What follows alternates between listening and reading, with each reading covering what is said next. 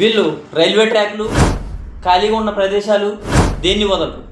ఆఖరికి ఒక ఫ్లైఓవర్ బ్రిడ్జ్కి ఒక టైల్ ఊడిపోయింది, అయినా కూడా వదలలేదు నాకు. వీరిద్దరూ నాకు రైల్వే స్టేషన్లో కనబడినప్పుడు కాడ నుంచి ఇప్పటి వరకు ఒక్క పలుకు పలకలేదు.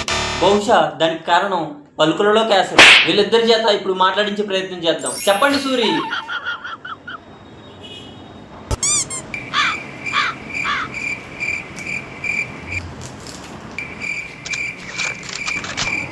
సూరి మిక్సింగ్ చేసే పనిలో ఉన్నాడు.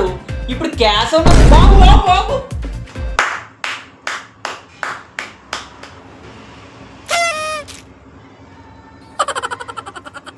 బాంబు కదా.